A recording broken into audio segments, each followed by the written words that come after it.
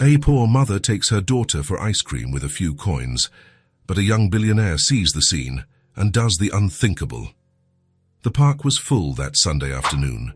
Families were scattered across the lawns, children ran between the trees, and the sound of laughter mixed with the distant noise of skateboards on the pavement. The sun was strong, but a gentle breeze helped make the heat bearable. Annie held Nina's hand as they walked slowly along the sidewalk. The girl was 5 years old, with blonde hair falling over her shoulders and light blue eyes that sparkled at everything around her. She wore a simple polka-dot dress, already a bit faded but clean and well cared for. Annie wore jeans and a white blouse. Nothing flashy, nothing that would draw attention. They didn't come to the park often. Sunday was Annie's only day off, and even then, she spent most of it doing laundry, cleaning the house, and organizing for the week ahead. But today she had decided to go out. Nina deserved this moment. She deserved to see other children playing, to feel the sun on her face, to run around a little. "Look, Mommy!" Nina pointed to a group of pigeons fighting over crumbs near a bench. "They're fighting," Annie smiled. "Let them be. There's enough food for everyone." Nina let go of her mother's hand and ran towards the pigeons, which flew away in a flurry. She laughed loudly, clapping her hands and jumping. Annie watched from a distance, with a weariness that didn't show on her face but weighed heavily on her shoulders, the kind of exhaustion that comes from working too much and sleeping too little, from carrying the world alone. They continued walking along the stone path. Nina skipped from side to side, pointing at everything. A big golden-haired dog, a red balloon stuck in a tree, a man playing a guitar near the central fountain. Everything was new. Everything was a reason to smile. And then she saw it, the ice cream cart. It was parked under a large leafy tree with a striped red and white awning. A man in an apron and a cap was smiling at the children lined up. There were all kinds of ice cream, simple cones, colorful popsicles, cups with whipped cream and sprinkles on top. Nina stopped in her tracks. She stopped as if she had seen something magical. "Mommy," she tugged on Annie's blouse, her eyes fixed on the cart. "Can I?" Annie felt a tightness in her chest. She knew that tone of voice. She knew the sparkle in those blue eyes. She knew what came next. "We can look, sweetie." They approached slowly. Nina pressed her face against the glass of the cart, observing each flavor as if it were the most important thing in the world. There was strawberry, lemon, and chocolate with brownie chunks. But what caught her eye was a different one, colorful, with spiraling stripes of various colors, pink, blue, green, yellow, covered in shiny sprinkles. "I want the colorful one, Mommy." Annie looked at the price board hanging on the side of the cart. The colorful ice cream was the most expensive. Of course it was, it always was. She slowly opened her purse, searching for the coins at the bottom. She counted mentally. She had enough to get through the week, enough to buy bread, milk, maybe some eggs and rice. She didn't have enough for a colorful ice cream and still make ends meet. "I'm sorry, sweetie, it's too expensive." Nina didn't answer right away. She just kept looking at the ice cream behind the glass. Quiet. She didn't throw a tantrum, she didn't cry, she didn't insist. She just lowered her head and took a step back, away from the cart. "It's okay, Mommy." Annie felt her heart ache even more. She wished she could give that to her, wished she could say yes without having to calculate the rest of the month. But she couldn't. And Nina, so young, already understood that. She preferred when Nina complained, preferred when she whined, when she stomped her foot, because this silent acceptance hurt more. It hurt because Nina was already learning not to ask, not to expect, not to dream too big. "We can come back another day," Annie said, trying to soften the disappointment. "When Mommy gets paid." Nina nodded, but she didn't smile. She just held her mother's hand again. They started to walk away from the cart when a deep voice cut through the air. "Wait." Annie turned. A man was standing a few feet away, tall, broad-shouldered, with dark hair and a few grey strands at his temples. He looked to be in his 40s, maybe a little older. He wore a grey dress shirt, sleeves rolled up to his elbows, and dark jeans. He had a watch on his wrist, discreet but clearly expensive. He didn't seem like the type to come to the park on Sundays. He looked serious. He looked tired. He looked distant. He looked at Nina, then at Annie. "May I?" Annie didn't understand at first. She just stood there, confused. "May I buy her the ice cream?" he repeated, his voice calm, unhurried. There was no tone of pity, no superiority. It was just a question. Annie hesitated. She didn't know this man. She didn't know what to say. Part of her wanted to say no, thank him politely and leave. That's how she had learned to live, without depending on anyone. But another part saw something in his eyes. It wasn't pity. It wasn't arrogance. It was something else, something quiet. You don't have to. I know." He took a step forward but maintained a respectful distance. "But I want to." Nina looked at her mother, confused, waiting. Annie took a deep breath. She thought about refusing again. But then she looked at her daughter, at the way she held her hand so tightly, at the way she was still looking at the ice cream cart. "Okay." The man nodded and went to the cart. He ordered the colorful ice cream with sprinkles, paid without flinching, and came back holding the cone carefully, as if carrying something fragile. He knelt in front of Nina, getting down to her level, and held out the ice cream. "Here you go."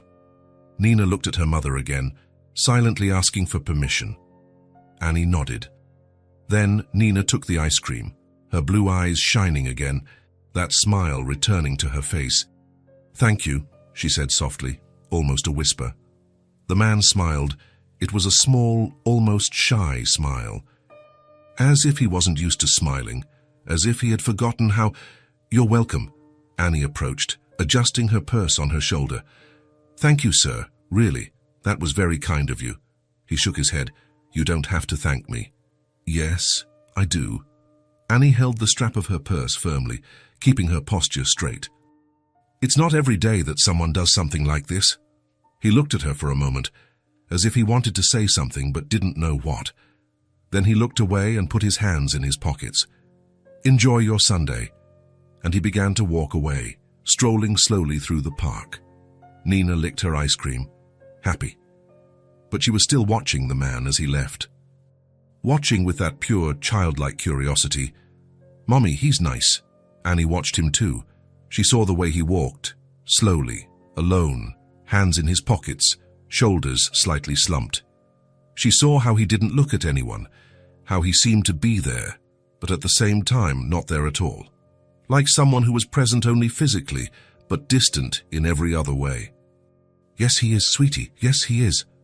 Miles didn't know why he had done that. He was at the park because he needed to get out of the house, because being cooped up in his apartment was starting to feel suffocating, because the walls were getting too small, because Sunday was the worst day of the week, the day when everyone seemed to have someone. Entire families laughing, couples holding hands, groups of friends playing frisbee, and he had no one. He used to come to the park just to walk, to see other people living their lives, to remember that the world kept spinning, even when he felt like his had stopped long ago. But when he saw that mother and daughter near the ice cream cart, something stirred in him. He saw the mother's expression, the way she looked at the coins in her hand, calculating, weighing. He saw the way the little girl accepted the no without complaining, without crying, without making a scene. And that hurt. It hurt in a strange, unexpected way that he wasn't prepared to feel. So he acted. Without thinking too much, without calculating the consequences. Now walking back alone through the park, Miles looked behind him. The girl was sitting on a wooden bench, eating her ice cream slowly, smiling. Her mother was beside her, gently stroking her daughter's blonde hair, talking softly. Miles stopped for a moment. He just watched that simple scene. And for the first time in a long time, he felt something other than the constant emptiness. It wasn't happiness, not yet, but it was different. It was as if a small crack had opened in a place he thought was completely sealed off. He turned and kept walking. He didn't know that this would be the beginning of everything. He didn't know that this small gesture, so simple and quick, would change not only their lives, but his as well. Miles hadn't planned on returning to the park the following Sunday. In fact, he had spent the whole week trying not to think about it. About the ice cream, about the little girl with light blue eyes. About the mother who thanked him with a dignity he rarely saw in anyone. But when Sunday arrived, he found himself waking up early, making coffee, getting dressed, and walking in the same direction, along the same path, at the same time. Maybe it was habit, maybe it was curiosity, maybe it was just loneliness. The park was more crowded than the previous Sunday. It was a pleasant warmth, the kind that invites people out of their homes, and everyone was enjoying it. Kids were running everywhere, dogs were pulling on their leashes, vendors were selling popcorn, cotton candy, and colorful balloons. Miles was walking slowly, his hands in his jeans pockets when he heard it. "It's him. Mommy, it's him." He turned his head. Nina was running towards him, her blonde hair flying in the wind, a huge smile on her face. She wore a yellow dress with white flowers and slightly dirty white sneakers. She ran fast, without fear, without hesitation, the way only a child runs. Miles stopped, not quite sure what to do. Nina reached him and stopped in front of him, out of breath. Her cheeks flushed. "Hi, hi," Miles replied, still processing what was happening. Annie was right behind her, walking fast, trying to keep up with her daughter. When she got closer, she was breathless. "Nina, slow down. You can't just run off like that." "But I saw him. Mommy." Annie looked at Miles, a little embarrassed. "I'm sorry." "She recognized you from a distance and took off before I could stop her." Miles shook his head. "It's okay, really." Nina tugged insistently on her mother's blouse. "Can I tell him? Mommy, can I?" "Tell him what, sweetie?" "About the flavor." Annie chuckled softly. "You can." Nina looked at Miles with that unconcealable childhood excitement. "My favorite flavor isn't the colorful one. It's chocolate. It's always been chocolate. But I really like the colorful one too. It was so yummy. Thanks again." Miles felt something strange in his chest. Something warm. Something he hadn't felt in a very long time. "You're welcome. Chocolate, huh?" "I'll remember that." "It's the best flavor in the world," Nina said, completely serious, as if stating a scientific fact. Miles smiled, a small but real smile. Annie watched the scene, more relaxed than last week. There was something different in the way she looked at him now, less suspicion, less caution. "Were you two out for a walk?" Miles asked. "We always come on Sundays," Nina answered before her mother could. "It's the only day Mommy doesn't work." "Nina?" "But it's true, Mommy." Annie gave an embarrassed smile. "It's true." Miles looked around. There was an empty bench under a large tree, with plenty of shade and a good view of the lake. "Want to sit for a bit?" Annie hesitated. Miles noticed. "Time only if you want to. No strings attached." Nina was already pulling on her mother's hand. "Let's go, Mommy. My feet are tired." Annie looked at her daughter, then at Miles, and nodded. "Okay." The three of them walked to the bench. Nina sat in the middle, swinging her legs that didn't reach the ground. Annie sat on one side, Miles on the other. For a moment, they were silent. It wasn't an uncomfortable silence. It was just silence. The kind of silence that doesn't need to be filled. Nina watched the pigeons walking nearby, looking for crumbs. Annie looked at the lake, where a few ducks were swimming peacefully. Miles looked straight ahead, not focusing on anything in particular. "Do you come here often?" Annie asked. "On Sundays, yes, for a few months now." "Alone?" Miles nodded. "Alone." Annie didn't ask any more questions. She understood loneliness. She understood perfectly what it was like to be surrounded by people and still feel invisible. Nina, on the other hand, had no filter. "Why do you come alone?" "Don't you have any friends?" "Nina," Annie scolded, embarrassed. Miles chuckled softly. "It's okay. It's a good question." He looked at Nina. "I have co-workers, but real friends? No, I don't." "Why?" "Nina, that's enough." "No, it's all right." Miles took a deep breath. "Sometimes you lose important people. And after that, it's hard to trust again." Nina thought for a second. "But you can trust us." Miles looked at her, surprised by the simplicity of it. Children had a gift for speaking complicated truths. in a simple way. Can I? Yes. Mommy always says we should be friends with nice people, and you're nice. Miles felt his chest tighten, but it wasn't a bad feeling. It was strange, but not bad. Thank you, Nina. They sat there for almost an hour. Nina talked non-stop. She talked about school, about the very strict math teacher, about her best friend who had a cat named Whiskers, about the butterfly drawing she had made on Friday that the teacher had hung on the classroom wall. Miles listened to everything, attentive, asking questions when it felt right. Annie also talked, but less. She commented on the weather, the park, small things.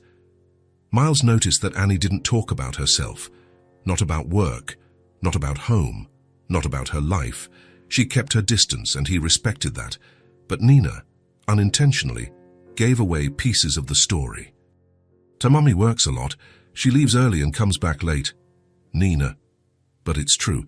You come home tired every day and still have to make dinner and do laundry. Annie looked away, slightly embarrassed. Miles didn't comment. He just listened. After a while, Nina saw other children playing near the lake, throwing crumbs to the ducks, and asked to go over. Annie let her, but kept a close eye on her, watching her every move. Now it was just Miles and Annie on the bench. The silence returned, but this time it was different. It had more weight. She's incredible, Miles said, watching Nina play. She's my everything, Annie replied, her voice soft but firm. Miles looked at her. You're doing a great job. She's polite, happy, affectionate. That doesn't happen by accident. Annie was quiet for a second, processing the compliment. She wasn't used to getting compliments about being a mother, about doing something right. Thank you. I try. I do what I can with what I have. Are you raising her alone?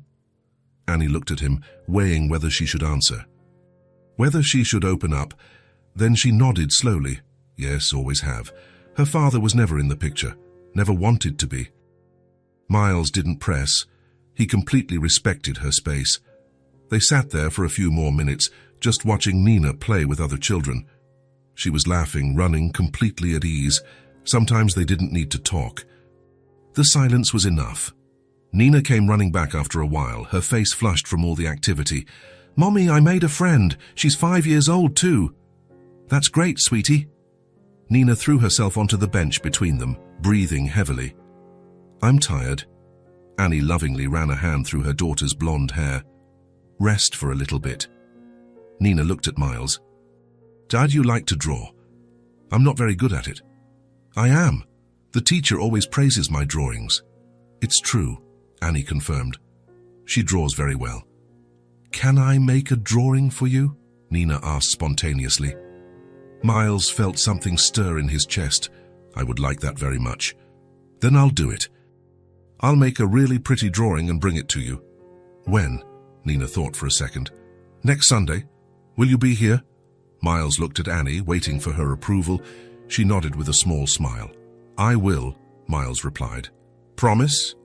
I promise, Nina smiled, completely satisfied. Then she snuggled onto the bench, resting her head on her mother's arm, tired but happy. Miles watched the scene, a mother and daughter, together, peaceful. Something so simple, yet so complete. And for the first time in a long time, he didn't feel alone. He felt like he was a part of something, even if it was just for that moment. The sun was beginning to set, painting everything in gold. Nina had gone back to playing near the lake, this time more slowly, tired from all the running. Annie and Miles remained on the bench, watching in a comfortable silence. Miles glanced at the watch on his wrist. It was already past 3 in the afternoon. Have you two had lunch yet? Annie hesitated, biting her lower lip. We'll eat at home, I still have to cook. How about we grab some coffee first? Miles suggested, trying to sound casual. There's a good coffee shop near the park exit. Nothing fancy, very simple. Annie was about to refuse. Miles saw it in her expression. He saw the automatic resistance she had whenever someone offered something. My treat, he said quickly before she could say no. Just coffee, nothing major, no strings attached. Annie looked at Nina, who was playing peacefully with other children near the water. I don't know. Nina must be hungry. They have chocolate cake there. And fresh juice too. Annie took a deep breath. She was tired. She was hungry too, though she wouldn't admit it. And the idea of not having to cook as soon as she got home was tempting. "Okay," she said finally, "but I'm paying for my share." "You don't have to." "Yes, I do." Miles realized it was no use arguing. Not now. Annie had her pride. She had dignity. And he respected that completely. "As you wish." He stood up from the bench and called for Nina, who came running with flushed cheeks. "We're going to get coffee. They have chocolate cake." Nina's blue eyes lit up. "Really? Really?" Nina took her mother's hand and Miles's hand, one on each side, and the three of them walked together towards the park exit. The coffee shop was small and cozy. It had light wooden tables, green plants in the windows, simple pictures on the walls, and a wonderful smell of fresh coffee in the air. It wasn't fancy. It was simple, familiar. The kind of place where people went for a real conversation, not to impress anyone. They sat near the window at a round table. Nina sat in a high chair, swinging her legs under the table. Annie sat facing the window with a view of the park. Miles sat facing them. A young waitress in a blue apron came to take their order, smiling. "What can I get for you?" Nina looked at the menu on the wall with wide eyes. "Can I have chocolate cakes, Mommy?" "You can, sweetie. But just one piece. And orange juice." The waitress jotted it down, smiling at the little girl. "Anything else?" Annie ordered a latte. Miles ordered black coffee, no sugar. "Do you have sandwiches?" Miles asked. "We do. Chicken salad, cheese." Miles looked at Annie. "Do you want something to eat?" "No, thank you. Just the coffee." Miles knew she was lying. He could tell by the way she quickly glanced at the menu before looking away, by the way she held her purse on her lap. "Bring 2 chicken salad sandwiches too," he told the waitress, "and a slice of key lime pie." "Miles," Annie started. "It's for me, I'm hungry." Annie knew he was lying too, but she didn't say anything. She just looked away, feeling a mix of gratitude and embarrassment. The waitress left with their orders. Nina propped her elbows on the table, looking at Miles with curiosity. "Do you live far from here?" "Not too far. About a 20-minute drive." "Alone? Alone? Isn't that sad?" Annie sighed. "Anina, stop asking personal questions." "But I want to know," Miles smiled. "Sometimes it is sad, yes, but I've gotten used to it. Mommy says nobody should be alone, that everyone needs someone." Miles looked at Annie, who was slightly blushing. "Your mom is right." The orders arrived quickly. Nina attacked the cake with her fork, eating slowly, savoring every bite. Annie sipped her coffee in silence, holding the mug with both hands. Miles pushed one of the sandwiches towards her. "Eat, seriously." Annie hesitated, looking at the sandwich. She was hungry, really hungry. She had skipped breakfast to save money. "Go on, Mommy," Nina said with her mouth full. "You didn't eat properly today." Annie sighed and picked up the sandwich. She took the first bite. It was good. Simple, but good. They ate in silence for a few minutes. It wasn't uncomfortable. It was just peaceful. "What do you do for work?" Annie asked, breaking the silence.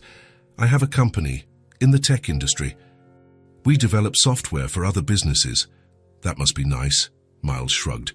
"It pays the bills, pays well actually, but it's not what I imagined when I started." "What do you mean?" "I thought working hard would make me happy.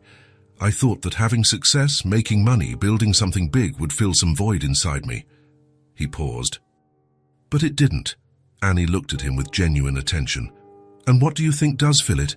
Miles looked at Nina, who had cake on her cheek and a huge smile on her face. "I don't know yet, but I don't think it's money. It has to be something else, something real." Annie smiled faintly. "Money helps a lot. It solves a lot of practical things. But it doesn't solve everything, no." "You're absolutely right." They fell silent again. Nina finished her cake and asked to go to the restroom.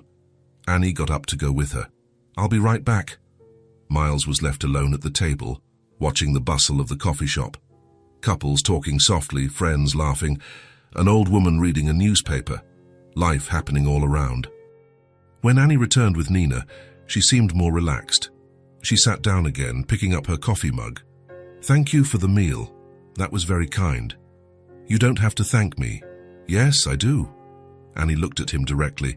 We don't have much. So when someone does something nice like this, it matters. Miles felt his chest tighten. I figured. Annie took a deep breath, as if deciding whether to speak or not. Then she began, I work at a restaurant. I'm a waitress. I work 6 days a week, sometimes 7 when I need extra money. I leave home at 7 in the morning and get back at 9 at night if I'm lucky. Nina stays with a neighbor after school.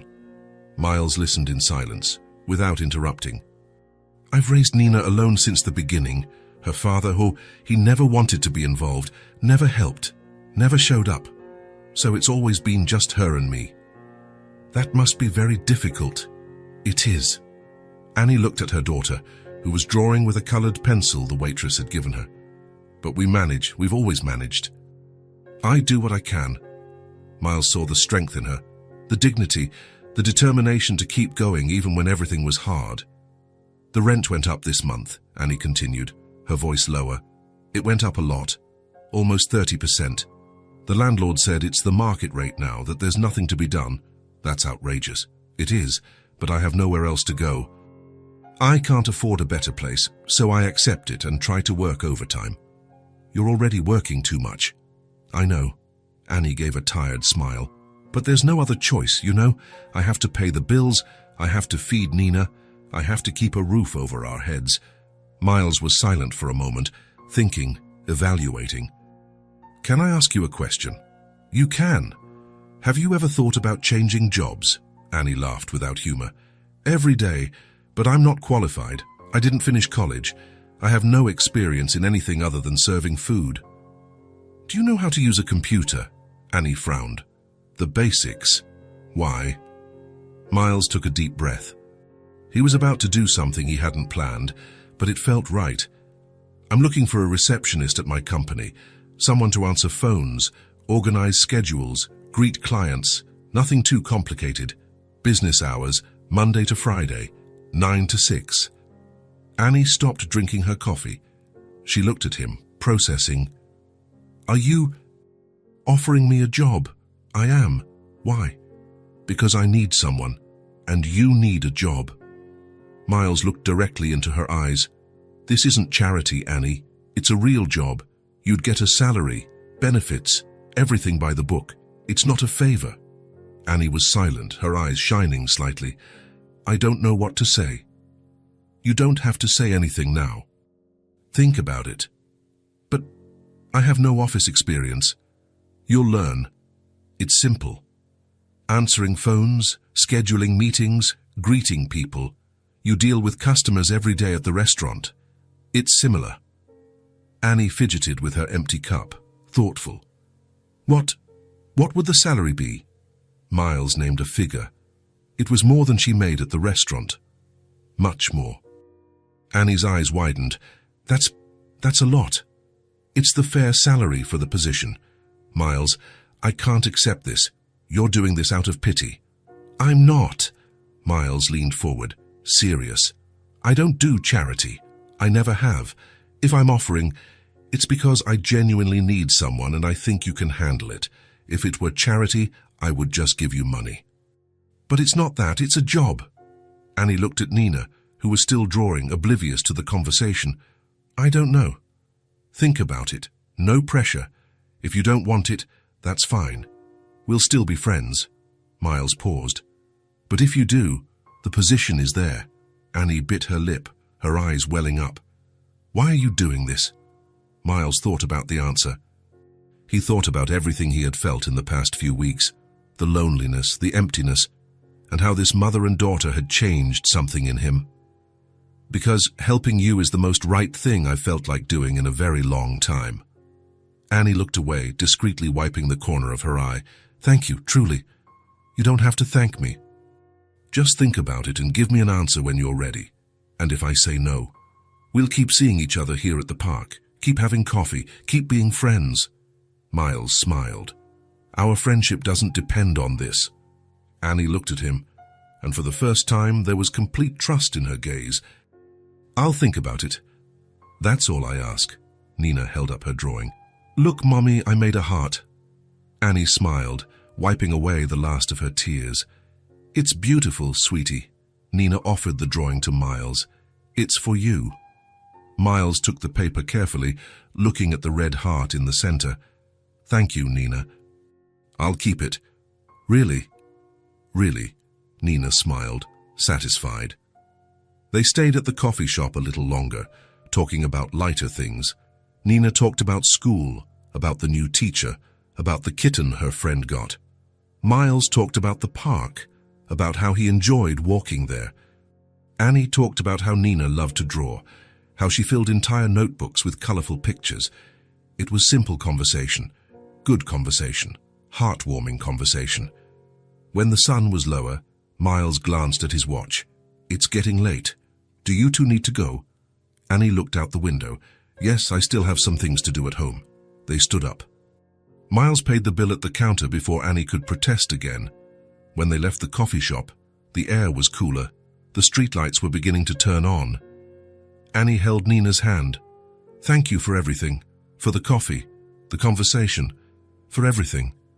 It was great, really. Nina looked at Miles. Will you be back next Sunday? I will. Promise. I promise. Nina smiled and suddenly hugged his leg, taking Miles by surprise. You're nice. Miles felt something stir in his chest, something warm, something he hadn't felt in years. He knelt down and hugged Nina back. You're nice too, Nina. Annie watched the scene, her eyes still shining. When Nina let go, she looked at Miles one last time. I'll think about what you said, carefully, seriously. No pressure, in your own time. Thank you for believing in me. It's not about believing. I know you can do it. Annie smiled. A small but genuine smile. They said their goodbyes there at the exit. Annie and Nina went one way, Miles the other. But when Miles looked back, he saw Nina waving. And he waved back. He went home different that day. He went home feeling like he had done something that mattered. Something real. Annie didn't sleep well that night. She lay staring at the ceiling of her small room, listening to Nina's calm breathing on the mattress beside her. The house was quiet. Just the distant sound of cars passing on the street. Miles's offer wouldn't leave her mind. A real job, fixed hours, a better salary, free weekends. It seemed too good to be true. It seemed impossible. And that's exactly what scared her. She spent the entire week thinking. Working at the restaurant, waiting tables, clearing trays, forcing smiles for customers who barely looked at her. But her mind was elsewhere. Could she handle it? Was she capable? Wouldn't Miles regret it? What if it was charity in disguise? What if he felt sorry for her? Annie didn't want pity. She never had. She had always managed on her own, always worked hard, always held her head high, even when everything was difficult. But this offer was different. It was a real chance, an opportunity to change things, to have a slightly better life, to give more to Nina, and that weighed on her. On Wednesday night, Annie came home exhausted. Her legs ached, her back ached. She had worked a double shift because a co-worker had called in sick. Nina was in the living room, drawing on the floor, colored pencils scattered everywhere. The neighbor had just left. "Hi, Mommy." Nina jumped up and ran to hug her mother. Annie hugged her daughter tightly, feeling the exhaustion weigh on her even more. "Hi, sweetie. Did you eat?" "I did. Mrs. Rose made pasta. That's good." Annie dropped her purse on the sofa and went to the kitchen. She opened the fridge. There wasn't much inside. She took an apple and sat at the small table. Nina followed, climbing onto the chair next to her. "Mommy, are you sad?" Annie looked at her daughter, surprised. "Why do you think that?" "Because you're quiet. You always get quiet when you're thinking a lot." Annie smiled faintly. Nina was little, but she noticed everything. "I'm just tired, sweetie." Nina was silent for a moment, swinging her legs on the chair. "Is it because of Miles?" Annie stopped chewing. "What do you mean?" "You're thinking about what he said, about the job." Annie took a deep breath. There was no point in hiding it. Nina knew. "I am thinking about it, yes." "And are you going to take it?" "I don't know, Nina." "Why not?" Annie tried to find the right words, words a 5-year-old could understand. Because it's very good, and when things are too good, sometimes we get scared. Nina frowned, confused. Scared of what? Scared of not being good enough. Scared of letting him down. Scared that it's not real. Nina thought for a second. Then she said, with that simplicity only a child possesses. But Miles is nice, Mommy.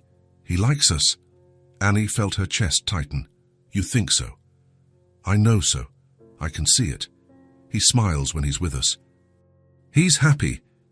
Annie looked at her daughter, at the way she spoke with such certainty, with such confidence. What if he changes his mind? He won't. Nina spoke with absolute conviction. He promised he'd always be our friend, and he doesn't break promises. Annie felt her eyes sting. She felt a lump in her throat. Nina got down from the chair and hugged her mother. I take it, Mommy. You deserve it. Annie hugged her daughter back tightly, feeling the tears stream silently down her face. Thank you, sweetie. You're welcome. Nina kissed her mother's cheek. Now come see the drawing I made. It's a rainbow. On Thursday morning, Annie woke up decided. She picked up her old phone, took a deep breath, and typed a simple message. Hi, Miles. It's Annie. I accept. I'll take the job. Thank you for the opportunity. She sent it before she could change her mind. The reply came quickly. In less than 5 minutes. Great. I'm very happy. Can you start next Monday? I'll send you the address. Annie smiled, feeling a huge sense of relief. Yes, I can. Thanks again. No need to thank me. It's all going to work out. Annie put her phone away, took a deep breath, and felt something she hadn't felt in a very long time. Hope. On Saturday, Annie went to the restaurant to talk to the manager. She told him she was leaving, that she had found another job. The manager didn't even blink. He just nodded and said she could work until Friday. He didn't even thank her for the years she had given to the place. Annie walked out of the restaurant without looking back. On Sunday morning, Annie and Nina went to the park earlier than usual. Nina ran ahead, jumping, happy. Annie walked behind, her heart racing. She wanted to see Miles. She wanted to thank him in person. When they got near the bench where they always met, Miles was already there. Sitting, looking at the lake, Nina shouted from a distance, Miles! He turned, smiling. He stood up and waved. Nina ran to him, hugging his legs tightly. Hi, Nina. Hi, I made a new drawing for you. Really? I can't wait to see it. Annie arrived shortly after, a little out of breath. Hi. Hi. Miles looked at her, serious. So, we start on Monday? We start. Annie smiled, nervous. Thank you, really, for trusting me. It's not trust, it's certainty. You're going to do great. Annie felt her eyes sting again, but she held back the tears. I'll do my best, I promise. I know you will. Nina pulled on Miles's hand. Let's sit. I want to tell you something. The three of them went to the bench. They sat together as always, Nina in the middle, talking non-stop about school, about her new friend, about the drawing she had made. Annie watched her daughter, her heart lighter. For the first time in a long time, she felt that things were going to get better, that she had made the right choice. Miles glanced at her from the side and smiled. Everything's going to be okay, Annie. I know, she smiled back. Now I know. On Monday morning, Annie woke up earlier than usual. She took a shower, put on the best clothes she had, a pair of black pants and a simple white blouse. She combed her blonde hair and tied it into a ponytail. She took Nina to school, gave her a kiss on the forehead, and went straight to the address Miles had given her. The building was modern, with mirrored glass windows. Annie took a deep breath before going inside. Miles was waiting in the lobby. He smiled when he saw her. Ready? Ready. Annie smiled back, nervous but determined. Miles showed her the office, introduced her to the team, explained her duties. It was all simple, just as he had said. Nothing complicated. Annie paid attention to every detail. She wrote everything down. She asked questions. She wanted to do it right. At the end of the day, after everyone else had gone home, Miles stopped by the reception desk. How was the first day? Annie smiled, tired but happy. It was good, very good. Great. If you have any questions, just ask. Thank you, Miles, for everything. You deserve it, Annie. You deserve this and so much more. Annie felt her chest warm. She felt that here, in this place, she wasn't invisible. She was seen. She was valued. And that changed everything. That night, when she got home, Nina ran to hug her mother. How was it, Mommy? It was great, sweetie. Really great. I knew it. I knew it would work out. Annie hugged her daughter, her eyes filling with tears. Thank you for encouraging me, for believing in me. I always believe in you, Mommy. You're the best.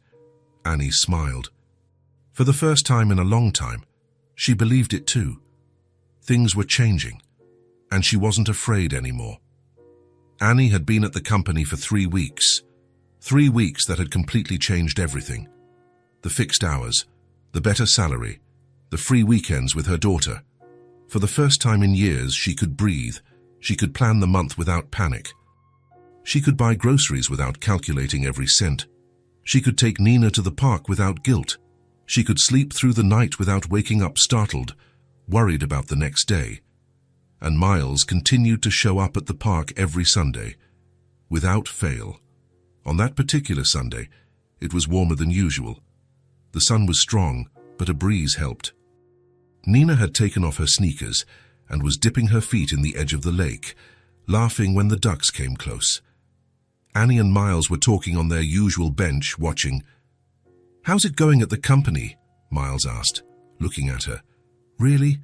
You can be completely honest." "It's going well. Really well." Annie smiled, relaxed. "The people are nice to me. The work is calm, nothing I can't handle, and I get home before 7 every day. It's different." "Different how?" "I get to have dinner with Nina at the table, talking. I can help her with her homework. I can read her a story before bed. I can sleep." Annie paused, emotional. It had been a long time since I'd slept properly. Miles felt a strong pang in his chest. "I'm so glad it's working out. It's thanks to you." "No, it's thanks to you. You're the one making it work. You're the one putting in the effort." They sat in a comfortable silence for a moment, just watching Nina play with other children near the water. "Miles!" Nina shouted from a distance, waving with both hands. "Can I come here?" Miles got up from the bench and went to the edge of the lake. Nina took his hand, which was wet and cold. "Look how many ducks. 1, 2, 3, 6. 6 ducks." "6 indeed. You're very good at counting." Nina smiled, clearly proud. "My teacher said I'm good at math. She said I'm one of the best in the class." "Of course you are." "You're very smart." Nina swung her legs in the water, thoughtful. Then she looked at him with those sparkling blue eyes. "Miles, can you come to our house?" Miles looked at Annie, who had approached, visibly surprised. "Nina." "Please, Mommy. I want to show him all my drawings, and my toys, and my room, and the bookshelf you made." Annie was flustered. The apartment was small, very small, simple. There was nothing special about it, nothing impressive to show. "Sweetie, Miles probably has important things to do." "I have nothing to do," Miles said quickly, without a second thought. "If you don't mind, I'd love to see it." Annie hesitated. She bit her lip, insecure. "It's very simple, Miles. Very small. Tastes nothing like what you must be used to. I want to see it, really, only if you're comfortable with it." Annie looked at her daughter, whose eyes were shining with pure hope. Then she nodded slowly. "Okay, but don't expect much, all right? It's just a normal home." The apartment was about a 15-minute walk from the park, on a quiet, tree-lined street. It was a low-rise building, only 3 stories, with peeling paint and bars on the windows. They climbed the narrow stairs to the 2nd floor. Nina went first, skipping steps 2 at a time, completely excited. Annie followed, nervous, fixing her blonde hair. Annie stopped in front of the faded green door, searching for the key in the bottom of her purse. "Sorry about the mess. I left early today and didn't have time to tidy up properly." "Don't worry about it." Annie opened the door carefully. Miles stepped inside and stopped right at the entrance, taking it all in. The apartment was small indeed, very small. An open-plan living room and kitchen, a short hallway leading to the bedrooms. The furniture was old but extremely well kept. A brown sofa with colourful pillows scattered on it, a coffee table with stacked magazines and a vase of artificial flowers, a small, light wood bookshelf filled with books, photos and Nina's framed drawings. But what caught Miles's attention the most wasn't the size or the worn-out furniture. It was the smell. It smelled of freshly brewed coffee, of homemade cake, of coconut soap and flowers. It smelled like home. It smelled of a life being lived. The walls were completely covered in Nina's drawings, giant butterflies, colourful houses, vibrant rainbows, red hearts.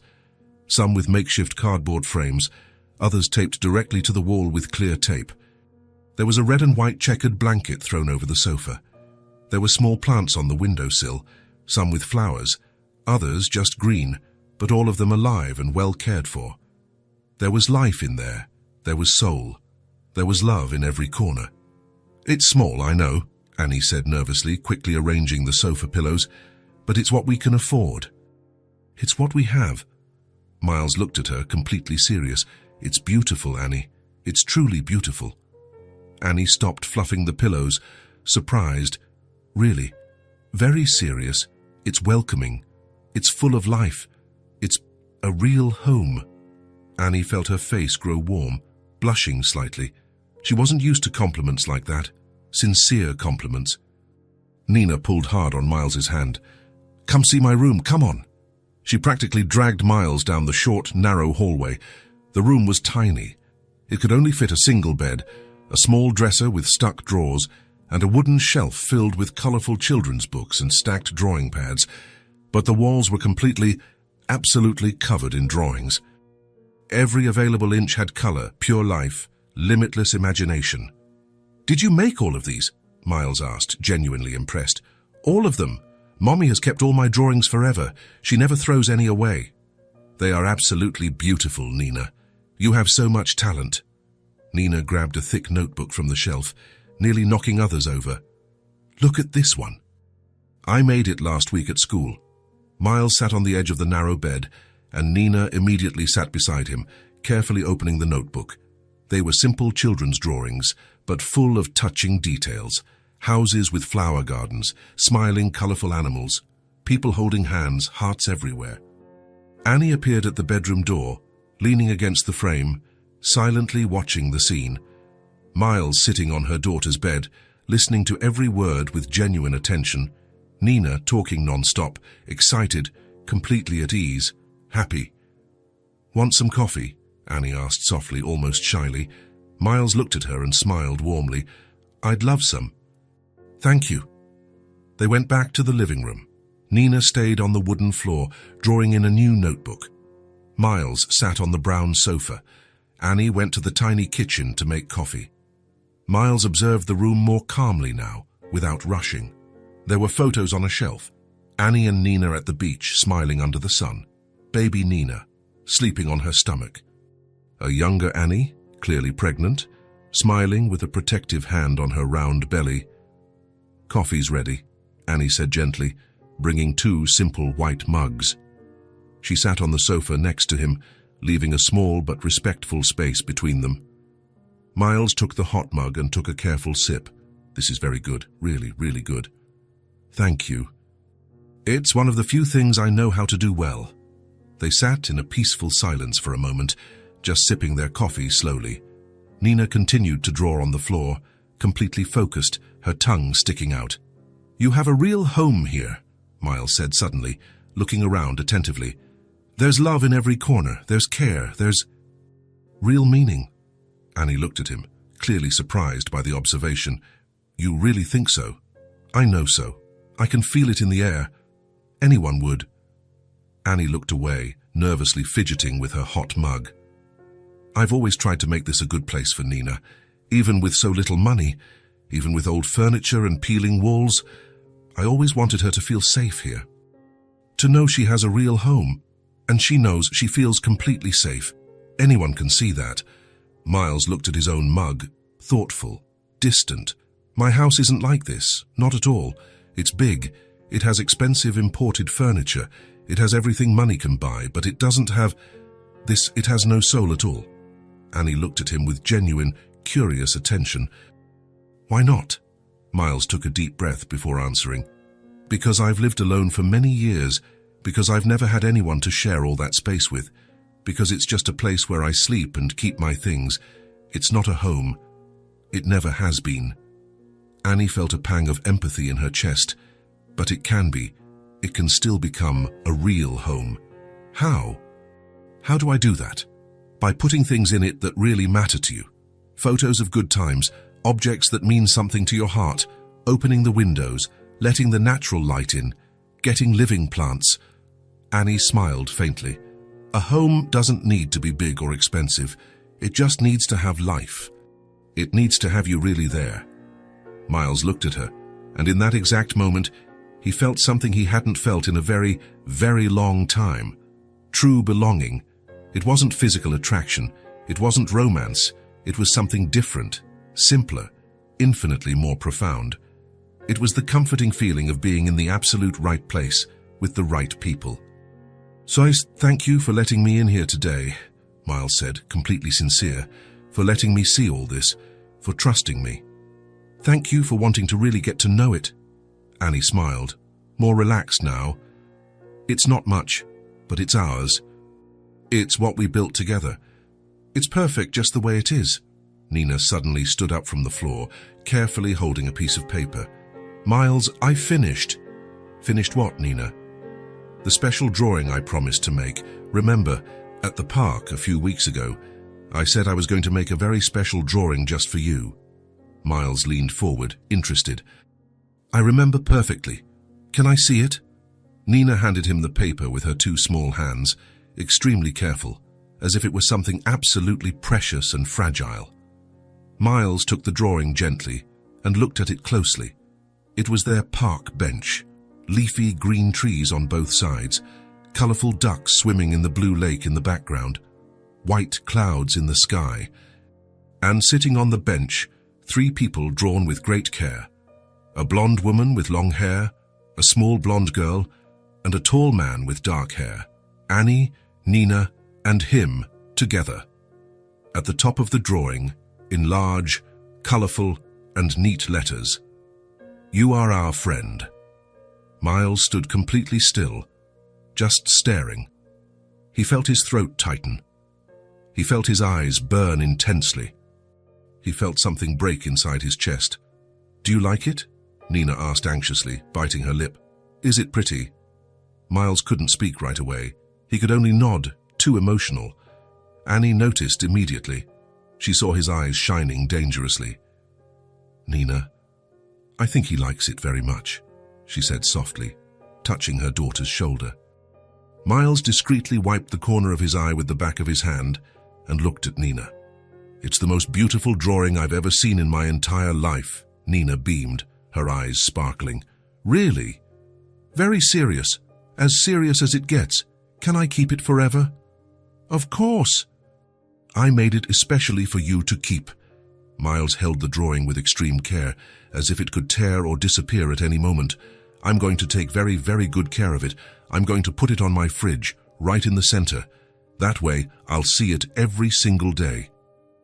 "And you'll remember me every day?" "I already remember you every day, Nina. But now I'll remember you even more." Nina jumped up and hugged Miles with all the strength in her small body. "I like you so much, so much."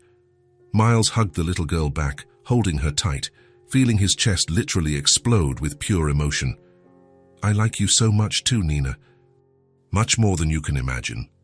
Annie watched the whole scene, her own eyes shining with restrained tears. She felt her heart warm completely. She felt deep gratitude. She felt she had made the absolute right choice in letting Miles into their lives, in trusting him. When it was getting dark outside, Miles finally got up to leave. "Thank you for the whole afternoon. It was very special to me. Thank you for really coming," Annie said sincerely. "You can come back whenever you want. The door is always open for you." Miles looked at her, serious, intense. "Can I really come back? For real?" "Yes, you can. For real. You're always very welcome here. Always." Miles smiled. A small, but completely genuine smile full of relief. Nina hugged his leg tightly. "Come back soon, okay? Promise?" "I'll be back, I promise." They said their goodbyes at the green door. Miles went down the stairs slowly, holding the drawing with extreme care. When he got into his car, parked on the street, he sat still for a long moment, just staring at the colorful paper, 3 people on the park bench, smiling, together. "Happy, you are our friend." Miles felt something completely break inside him, something that had been locked up and closed off for years, something he honestly thought he would never feel again in his life. He wasn't alone anymore. He wasn't empty anymore. He had a place now. He had people who cared. He had something precious to protect, something true to care for. He had a home, even if it wasn't technically his. And for the first time in a very, very long time, he desperately wanted to come back. Not out of social obligation, not out of pity for anyone, but because there, in that small, simple, fragrant house, he finally felt truly at home. He felt completely alive. That night, when he arrived at his large, empty apartment, Miles didn't feel the usual suffocating weight. He went straight to the modern kitchen, opened the stainless steel refrigerator, and carefully placed Nina's drawing right in the center of the door with a colorful magnet. He stood there, just looking, and he smiled. For the first time in years, that cold apartment seemed a little less empty. For the first time, it felt like something was waiting for him when he came back, something real, something that truly mattered, something that made it all worthwhile. It was Friday afternoon when Nina came home from school, skipping. Annie was in the kitchen preparing dinner. She heard the door open and her daughter run in. "Mommy, Mommy." "Hi, sweetie. Calm down. What is it?" Nina threw her backpack on the sofa and ran to the kitchen, holding a colorful piece of paper. Look what the teacher gave me." Annie dried her hands on a dish towel and took the paper. It was a simple, handmade invitation with drawings of musical notes. "Year-end performance, St. Clara's Elementary School, June 15th at 10 a.m. Come watch our students sing." Annie smiled. "How nice, sweetie. Are you going to sing?" "I am. We're going to sing 3 songs, and I get to wear a pretty outfit." Nina jumped excitedly. "Can I invite Miles?" Annie paused. "Miles?" "Yes, I want him to come." "Please, Mommy." Annie hesitated. The school was small, simple. The auditorium was old, with uncomfortable chairs and peeling paint. There was nothing special about it, nothing impressive. Miles was used to nice things, beautiful things. What would he think of this poor school? "Sweetie, Miles works and he must be busy." "But it's a Saturday." "He doesn't work on Saturdays." "Even so, he probably has other plans." Nina's face fell with disappointment. "But I really wanted him to go. Really, really." Annie looked at her daughter, at the way her eyes sparkled, at the way she held the invitation with hope. "Okay, we'll ask him. But if he can't make it, you won't be sad, promise. Promise." On Sunday, Annie brought the invitation to the park. Miles was on their usual bench, waiting. Nina ran ahead and jumped into his lap. "Miles, I have something to give you." "What is it?" Nina handed him the crumpled invitation. "It's my performance at school. I'm going to sing." "Can you come?" Miles opened the invitation and read it carefully. "When is it?" "Next Saturday, in the morning." Miles looked at Annie, who had approached, clearly embarrassed. "You don't have to go," Annie said quickly. "Nina just wanted to invite you, but we understand if you have other plans." "I want to go," Miles said firmly. Nina cheered. "Really? Very serious. I wouldn't miss it." Annie bit her lip. "Miles, it's a very simple school. Very small. It's nothing." "I don't care about that." Miles looked directly at her. "I want to see Nina sing. That's all that matters." Annie felt her face grow warm. "Okay, thank you." Nina hugged Miles tightly. "You're the best." The following Saturday, Miles woke up early. He put on casual clothes, jeans and a polo shirt. Nothing too formal. He didn't want to draw attention. He arrived at the school 15 minutes early. The building was small, with worn-out walls and bars on the windows. Children were running around the playground. Parents were talking in groups. Miles entered discreetly and sat at the back of the auditorium. The place was packed. Crowded chairs, the noise of children, a dusty smell. But there was life there. There was joy. Annie came in with Nina a few minutes later. Nina wore a simple white dress with a blue ribbon in her blonde hair. She was nervous, holding her mother's hand tightly. Annie saw Miles at the back and gave a discreet wave. He waved back, smiling. Nina saw him too, and her whole face lit up. She waved excitedly before following the other children to the makeshift stage. The performance began. The children sang nursery rhymes, off-key but full of enthusiasm. Some forgot the lyrics, others giggled in the middle. But all the parents applauded with pride. When it was Nina's turn, Miles leaned forward. She was in the second row, tiny among the other children. She sang softly at first, shyly. But then she looked to the back of the auditorium and saw Miles. He was smiling, waving discreetly. Nina smiled back a huge grin and sang louder. She sang with confidence. She sang looking right at him. Miles felt his chest tighten. He felt something warm and good. When the song ended, he clapped loudly, louder than anyone else. After the performance, Miles waited outside. Nina came running out and threw herself into his arms. "You came, you really came." "Of course I came." "I promised. Did I sing well?" "You sang wonderfully." Annie approached, smiling. "Thank you for coming. I know it wasn't easy to wake up early on a Saturday." "It was easy, and it was great." Nina pulled on his hand. "Can we get ice cream now, please?" Miles looked at Annie. "Can we?" Annie laughed. "We can?" They went to the ice cream parlor near the school. Nina ordered chocolate, as always. Annie ordered strawberry. Miles ordered vanilla. They sat at a small table outside. Nina ate her ice cream quickly, getting it all over her face. "Were you nervous?" Miles asked. "I was so nervous, but then I saw you and I felt calmer." "Why?" "Because you were there, and I knew you were proud of me." Miles felt a lump in his throat. "I'm very proud of you, Nina, always." Annie watched the scene, her heart full. "Thank you for being present," she said softly. "Not everyone would do that. I wanted to be here, truly. Even so, it means a lot, to her, and to me, too." Miles looked at her, serious. "You two mean a lot to me, more than you can imagine." Annie looked away, moved. Nina finished her ice cream and jumped out of her chair. "Can I play over there?" She pointed to a small playground nearby. "You can, but don't leave that spot." Nina ran off. Miles and Annie were left alone at the table.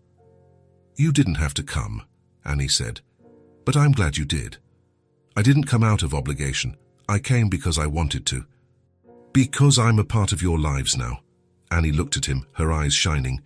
"You really are. And I don't want to stop being a part. If you'll let me, we want you here. We always have." Miles smiled. "Then I'll keep showing up." "Good, because Nina wouldn't let you disappear anyway." They laughed together. Nina came running back, out of breath. "Can we go to the park now?" Annie looked at Miles. "Want to go? Always?" The three of them walked down the street together, Nina in the middle, holding both of their hands. And Miles realized, in that simple moment, that this was what he had always wanted. Not a perfect life, not a traditional family, but this: presence, belonging, love without obligation. And he was never going to let it go. After the ice cream, the three of them went to the park. Nina ran ahead, as always, heading straight for the swings. Annie and Miles walked slowly behind, watching her. The sun was higher now. It was warm, but the shade from the trees helped. There were people everywhere. Families, couples, groups of friends. Life happening. They sat on their usual bench. Nina was swinging by herself, laughing, her blonde hair flying in the wind. "She was so happy today," Annie said, smiling. "Thanks again for going." "You don't have to thank me so much. I wanted to go." Annie looked at him, curious. "Did you ever want to have kids?" Miles paused. The question caught him by surprise.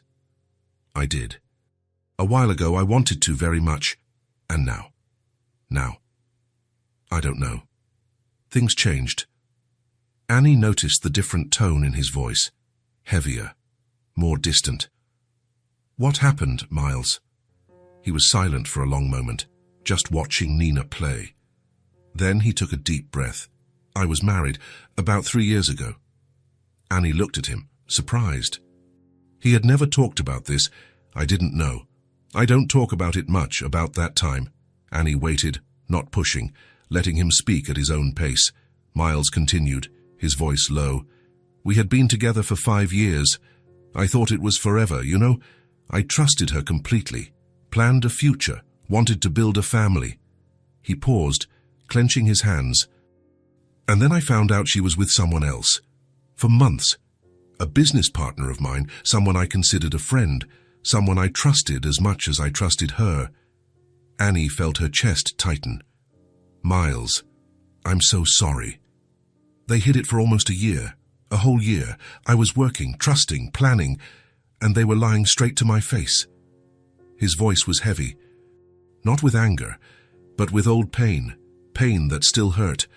When I found out, everything fell apart. The marriage, the partnership, the friendship, everything. I lost everything at once. Annie gently touched his arm. You didn't lose everything. You got out of that situation. But it broke something inside me. Miles looked at her, his eyes tired. And it broke my ability to trust, to open up, to believe that someone could be genuine with me. That's why you came to the park alone. That's why I couldn't connect with anyone anymore. Couldn't trust. I thought I'd be like that forever. Alone. Closed off. He paused, looking at Nina, who was now jumping rope with other children. And then I met you two. Annie felt something tighten in her chest. I was betrayed by the person I trusted most. I thought I would never trust anyone again, that I'd never be able to. Miles looked directly at her. Until I met you two. Annie held his hand tightly. Miles, you showed me that there are still good people, genuine people. People who want nothing from me but to be together. His voice cracked a little at the end. Annie squeezed his hand harder. You have us now. Miles looked at her, his eyes shining. I do. You do. Yes. And we're not going to betray you. We're not going to hurt you. Annie spoke with a calm, confident firmness. You don't have to be afraid with us. Miles felt something break inside him, something that had been trapped for years. He lowered his head, trying to control his emotions. Thank you for letting me into your lives, for letting me be a part. You don't have to thank us. You're a part of it because we want you here. Because you're important to us. Miles discreetly wiped the corner of his eye. I don't know what I did to deserve this. You don't have to deserve it. You just have to be here. That's all. They sat in silence for a moment, a silence full of meaning, full of mutual understanding. Nina came running back, breathless and smiling. Miles, can you push me on the swing? Miles smiled, quickly wiping his face. Of course, let's go. He got up and went with Nina to the swings. Annie watched from a distance. She saw him carefully pushing her daughter, saw Nina laughing loudly, saw Miles smiling too. And she realized something important. Miles wasn't alone anymore, and he didn't have to be. Later, when it was almost noon, they left the park. Miles walked them close to their home, as he always did. When they said goodbye, Nina hugged his legs. Will you be back next Sunday? I will. I always will. Promise. I promise. Nina let go and took her mother's hand. Annie looked at Miles, serious.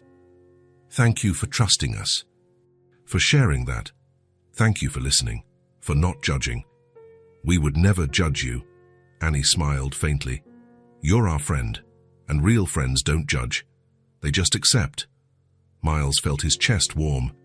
You two are the best people I've ever met. You are too, don't forget that. They said their goodbyes. Annie and Nina went into the building. Miles stood on the sidewalk, watching until they disappeared up the stairs. Then he turned and walked back to his car. But this time, he didn't feel empty. He felt light. He felt that he had shared a burden he had been carrying alone for years. He felt that he had someone now, someone who cared, someone who wouldn't leave. When he got home, Miles went straight to the kitchen. He looked at Nina's drawing on the fridge. You are our friend. He smiled. And for the first time since the betrayal, since the divorce, since everything that had broken inside him, Miles felt he could trust again, he could open up again, he could live again because he wasn't alone anymore. And he never would be again. 3 months had passed since Annie started working at the company. 3 months that changed everything. Life had found a different rhythm, calmer, more predictable, more secure. Annie paid her bills on time now. She bought food without calculating every cent. She took Nina to the park without guilt. She slept at night without waking up startled, worried about the next day. And Miles had become part of their routine.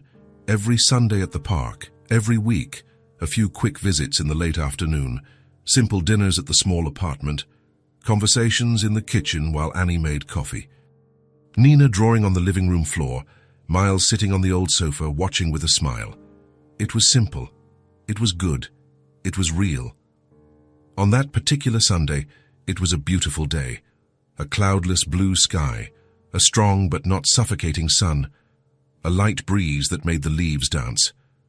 Nina was playing near the lake with other children, throwing pebbles into the water and watching the ripples form. Annie and Miles were on their usual bench, just watching in a comfortable silence. Miles looked at Nina for a long moment. He saw how much she had grown in these months, how she was taller, smarter, more confident. He saw the way she laughed, free, without fear. The way she interacted with other children, generous and kind. "She's going to go far," Miles said suddenly, breaking the silence. Annie looked at him, surprised. "What?" "Nina, she's going to go far in life. I'm sure of it." Annie smiled, moved. "You think so? I know so. She's smart, creative, kind. She has everything it takes to be whatever she wants." Annie looked at her daughter, her chest filled with pride and hope. "I always wanted to give her more.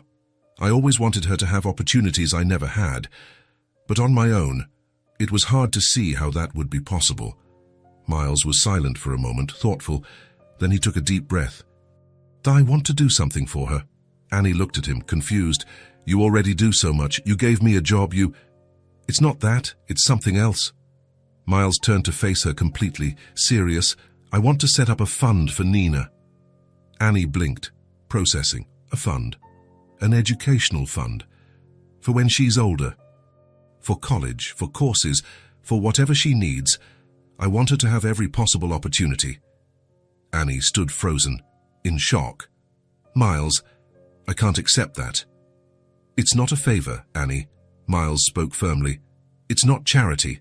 It's because I believe in her future. I believe she can be incredible, and I want to help ensure she has the tools for that." "But it's too much. It's way too much." "It's not too much. It's the least I can do." Miles looked directly into her eyes. "You two changed my life. You gave me something I thought I'd never have again. You gave me purpose. You gave me family. You gave me a reason to wake up in the morning." His voice trembled slightly. "Let me do this. Let me give back in some way. Let me invest in her future." Annie felt her eyes fill with tears.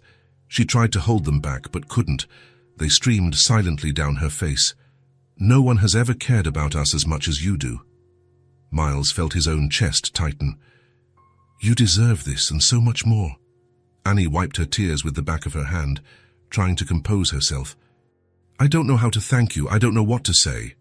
"You don't have to say anything, just accept." Annie looked at her daughter playing. She thought about the future, about the possibilities, about the doors that could open, the opportunities Nina could have. "Okay," she finally said, her voice choked with emotion. "I accept. For Nina. For her future." Miles smiled, relieved. "Thank you for letting me do this. Thank you for believing in her, for believing in us." They sat in silence for a moment, Annie still discreetly wiping away tears, Miles watching Nina play, his heart full. "Helping you two was the best thing I've ever done," Miles said softly, almost to himself. "The only thing that really matters." Annie looked at him, moved. "You've also helped us in ways you can't even imagine. You gave us security, stability, but more than that, you gave us hope. You gave Nina an example of a good man, someone who truly cares." Miles felt a lump in his throat. "I'm not that good. Yes, you are. You just don't see it. Nina came running back at that moment, throwing herself between them on the bench. What are you guys talking about? Annie quickly wiped her face, smiling. Grown-up stuff, sweetie. Boring stuff, Miles laughed. No, good stuff. Stuff about you. Nina smiled and curious. About me? What? About how incredible you are, Miles said, running a hand through her blonde hair, and about how you're going to conquer the world one day. Nina laughed, not fully understanding, but happy with the compliment. Can I have ice cream?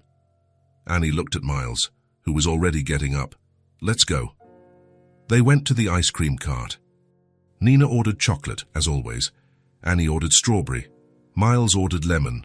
They sat on a different bench, near the fountain, eating slowly. Nina got chocolate all over her face. Annie wiped it clean with a napkin, laughing. Miles watched the simple, everyday scene and felt complete. You know what I realized? Annie said suddenly. Josh, what? We have a routine now, a good routine. Miles smiled. It's true. Sundays at the park, dinners during the week, conversations in your kitchen. You've become a part of our week, of our life, and you've become a part of mine. Nina finished her ice cream and jumped off the bench. Can I go on the slide? You can, but stay where I can see you. Nina ran off. Annie and Miles were alone again. Thank you, Annie said, looking at him. For what? For everything. For showing up in our lives. For staying. For caring. Miles looked at her, serious, emotional. You gave me something I never had. What? A place I always want to come back to. Annie felt her eyes well up with tears again. Miles, I had a house, I had money, I had success, but I didn't have a place I wanted to come back to at the end of the day. I didn't have people waiting for me. I had no reason to come home smiling. He paused, his voice heavy with emotion. Until I met you two. Now I do. Now I wake up in the morning and know there's something waiting for me. Someone who cares if I made it home okay. Someone who's happy to see me. Annie took his hand. We'll always be here. Always. And I'll always come back. Always. They stayed like that for a moment, holding hands, watching Nina play, feeling the peace of that moment. It wasn't romance. It wasn't passion. It was something different, something deeper. It was a chosen family. It was affection that had been built. It was presence without obligation. When it was getting late, they walked back to Annie's apartment. Miles walked with them, as he always did. Nina skipped ahead, humming a song from school. At the door of the building, Annie turned to him. Want to come up? I was going to make pasta. Nothing fancy, but you're welcome. Miles smiled. I'd love to. I always do. They went up the stairs. Nina opened the door and ran inside, throwing her backpack on the sofa. Annie went to the kitchen. Miles sat on the sofa, watching Nina draw on the floor. The apartment smelled of coffee and lavender. Soft music was playing on the old radio. There was life there. Annie called from a distance. Miles, can you help me get that pot from up there? Of course. He went to the kitchen. He got the pot from the high cabinet and handed it to her. Thank you. They worked side by side. Annie chopping vegetables, Miles stirring the sauce. Nina appeared at the door, watching. You look like a real family, she said innocently. Annie froze. So did Miles. Nina continued, oblivious to the impact of her words. Like my friends' families. With a mom, a dad, and a daughter, Annie looked at Miles, not knowing what to say. Miles knelt down to Nina's level. We are a family. It might not be the traditional kind, but we are. Because family isn't just about blood. It's about who cares, who stays, who chooses to be together. Nina smiled, satisfied with the answer. So are you my dad? Miles's heart stopped. He looked at Annie, who was pale, speechless. I'm not your dad, Nina, but I'm someone who loves you very much, someone who will always be here for you. Is that enough? Nina thought for a second. It is. It's more than enough. And she hugged Miles tightly, with all the strength she had. Miles hugged her back, his eyes stinging. Annie turned to the stove, discreetly wiping her face, too emotional to speak. After dinner, Miles helped with the dishes. Nina had already gone to bed, tired from the long day at the park. Annie and Miles stood in the small kitchen, side by side, drying the plates. "Sorry about what Nina said," Annie spoke softly. "Fine about you being her dad. You don't need to apologize, she's a child. She sees things her own way. But I don't want you to feel pressured. I don't want you to think we expect something from you." Miles stopped drying the plate and looked at her. "I don't feel pressured, I feel honored that she sees me that way. That she wants me in her life like that." Annie looked at him, her eyes shining. "Are you sure?" "Absolutely," Miles smiled. "I chose to be here. I chose you too, and I'll keep choosing you. Every day." Annie suddenly hugged him, holding on tight. Miles hugged her back, feeling the peace of that moment. "Thank you," she whispered, "for everything. Thank you. For letting me in, for letting me be a part." They stood like that for a moment, just hugging, just grateful. When they let go, Annie smiled, wiping her face. "Do you want some coffee before you go?" "Always." They sat at the small kitchen table. They drank coffee slowly. They talked about the week, about plans for next Sunday, about nothing and everything at the same time. And Miles realized something important. He wasn't alone anymore. He wasn't empty anymore. He had a family now, not traditional, not perfect, but real. And it was everything he had ever wanted. It was everything he needed. It was home. Finally, it was home. Miles arrived at the park earlier than usual that Sunday. 8 in the morning. The sun was still low, the grass still glittered with dew, and few people were strolling along the quiet paths. He parked his car near the entrance and carefully opened the trunk. There was the gift, a small bicycle, red and white, with training wheels on both sides. It had colorful butterfly and flower stickers on the frame, and a pink helmet with sparkling stars. Miles had spent the whole week looking for the perfect bicycle. He had gone to 3 different stores. He wanted something safe, beautiful, special, something Nina would never forget. He pushed the bicycle to their usual bench and waited, nervous and excited. Half an hour later, he heard the familiar voice in the distance. "Miles!" Nina came running, with Annie close behind, walking more slowly with a purse on her shoulder. Nina stopped suddenly when she saw the bicycle. A poor mother takes her daughter for ice cream with a few coins, but a young billionaire sees the scene and does the unthinkable. The park was full that Sunday afternoon. Families were scattered across the lawns, children ran between the trees, and the sound of laughter mixed with the distant noise of skateboards on the pavement.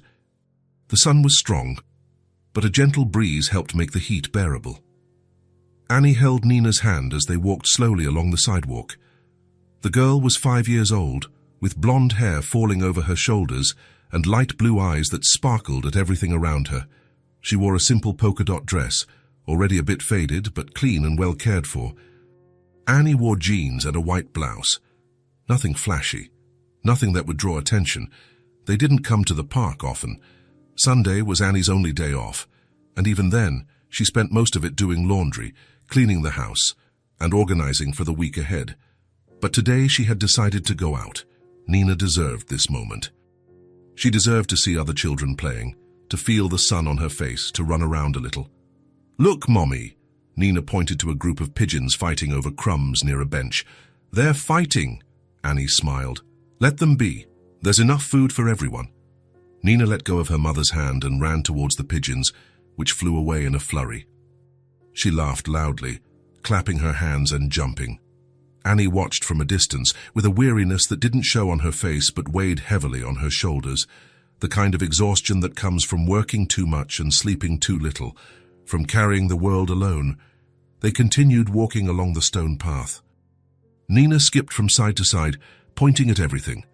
A big golden-haired dog, a red balloon stuck in a tree, a man playing a guitar near the central fountain. Everything was new. Everything was a reason to smile. And then she saw it, the ice cream cart. It was parked under a large leafy tree with a striped red and white awning. A man in an apron and a cap was smiling at the children lined up.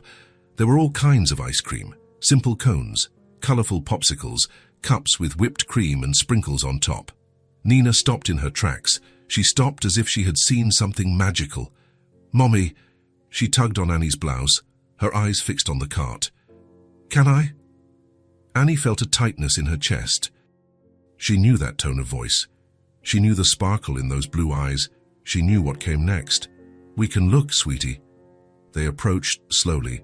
Nina pressed her face against the glass of the cart, observing each flavor as if it were the most important thing in the world. There was strawberry, lemon, and chocolate with brownie chunks. But what caught her eye was a different one, colorful, with spiraling stripes of various colors, pink, blue, green, yellow, covered in shiny sprinkles. "I want the colorful one, Mommy." Annie looked at the price board hanging on the side of the cart. The colorful ice cream was the most expensive. Of course it was, it always was. She slowly opened her purse, searching for the coins at the bottom. She counted mentally. She had enough to get through the week, enough to buy bread, milk, maybe some eggs and rice. She didn't have enough for a colorful ice cream and still make ends meet. "I'm sorry, sweetie, it's too expensive." Nina didn't answer right away. She just kept looking at the ice cream behind the glass. Quiet. She didn't throw a tantrum, she didn't cry, she didn't insist. She just lowered her head and took a step back, away from the cart. "It's okay, Mommy." Annie felt her heart ache even more. She wished she could give that to her, wished she could say yes without having to calculate the rest of the month. But she couldn't. And Nina, so young, already understood that. She preferred when Nina complained, preferred when she whined, when she stomped her foot, because this silent acceptance hurt more. It hurt because Nina was already learning not to ask, not to expect, not to dream too big. "We can come back another day," Annie said, trying to soften the disappointment. "When Mommy gets paid." Nina nodded, but she didn't smile. She just held her mother's hand again. They started to walk away from the cart when a deep voice cut through the air. "Wait." Annie turned. A man was standing a few feet away, tall, broad-shouldered, with dark hair and a few grey strands at his temples. He looked to be in his 40s, maybe a little older. He wore a grey dress shirt, sleeves rolled up to his elbows, and dark jeans. He had a watch on his wrist, discreet but clearly expensive. He didn't seem like the type to come to the park on Sundays. He looked serious. He looked tired. He looked distant. He looked at Nina, then at Annie. "May I?" Annie didn't understand at first. She just stood there, confused. "May I buy her the ice cream?" he repeated, his voice calm, unhurried. There was no tone of pity, no superiority. It was just a question. Annie hesitated. She didn't know this man. She didn't know what to say.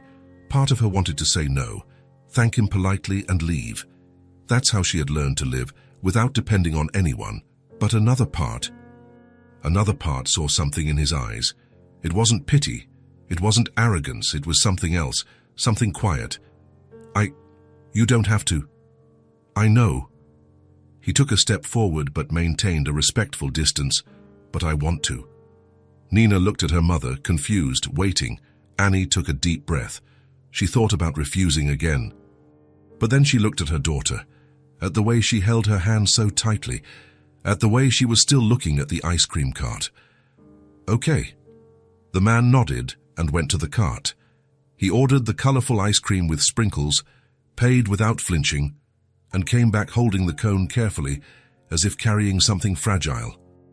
He knelt in front of Nina, getting down to her level, and held out the ice cream. "Here you go." Nina looked at her mother again, silently asking for permission. Annie nodded. Then Nina took the ice cream, her blue eyes shining again, that smile returning to her face. "Thank you," she said softly, almost a whisper. The man smiled. It was a small, almost shy smile. As if he wasn't used to smiling, as if he had forgotten how— "You're welcome." Annie approached, adjusting her purse on her shoulder. "Thank you, sir, really. That was very kind of you." He shook his head. "You don't have to thank me." "Yes, I do." Annie held the strap of her purse firmly, keeping her posture straight. "It's not every day that someone does something like this." He looked at her for a moment, as if he wanted to say something but didn't know what. Then he looked away and put his hands in his pockets. "Enjoy your Sunday." And he began to walk away, strolling slowly through the park. Nina licked her ice cream, happy. But she was still watching the man as he left. Watching with that pure, childlike curiosity. "Mommy, he's nice." Annie watched him too. She saw the way he walked, slowly, alone, hands in his pockets, shoulders slightly slumped. She saw how he didn't look at anyone, how he seemed to be there, but at the same time not there at all. Like someone who was present only physically, but distant in every other way.